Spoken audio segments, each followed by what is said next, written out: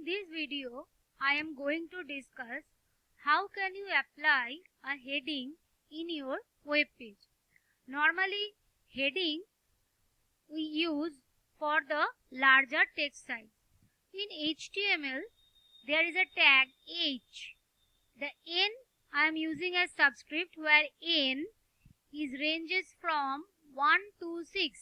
Means the tag actually is H1, H2, H3, H4, H5 and H6. There are 6 heading tags in HTML. These heading tags makes the text larger and bolder than the rest of the text. So, what I have written inside this body tag, first see the output. So, this is the normal font size and it is not bold. This appears as regular font. Now, I am using the heading.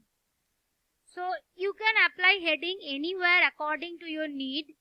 I am applying my first heading above the text I have already written. So, my first heading is H1. As you can see, it is a container tag. So, what you want to write, you have to write between this opening and closing tag. I am just writing heading 1, just a normal text. You will write what you need for your web page. Now I am going to save it and see the output. See, the font size is much larger than the text I have already written and it is bolder in its appearance. So heading tag does this. It makes the text larger and bolder. Now look at the other heading tags. So H1 produces the largest heading. And as you move forward,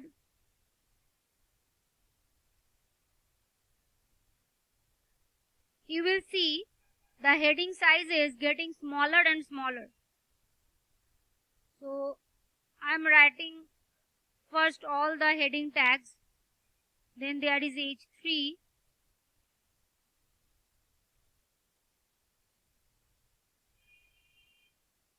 Then H4 is another heading tag.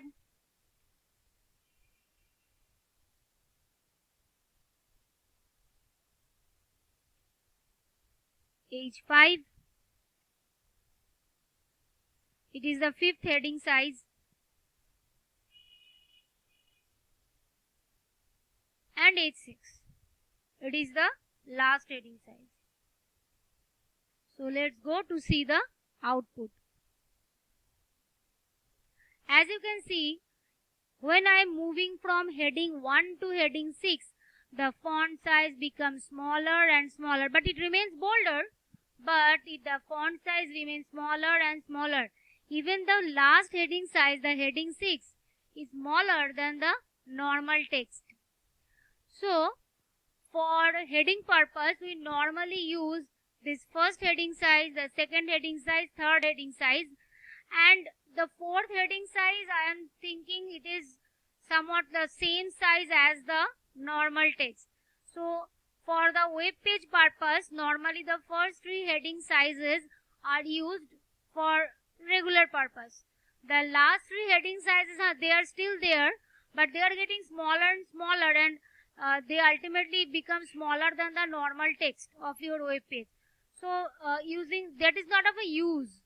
So, you can use the first 3 heading sizes which are larger than the normal size.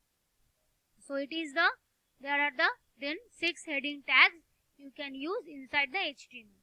Now, there is an attribute of each of these heading tags. That attribute is called aligned, using which you can set the position of your heading. So, this align attribute will be definitely written inside the opening tag, as all the attributes are written inside the opening tag. So, this align attribute has 3 values: left, center and right. As you can see, by default all the heading appears to the left side of the web page. So the default alignment of heading is left, but you can shift it to center or right. At first I am shifting it to the center. So C-E-N-T-E-R. Remember the spelling, C-E-N-T-E-R. Now reload it and your heading appears at the middle of the web page. So I am applying the second alignment value to this heading,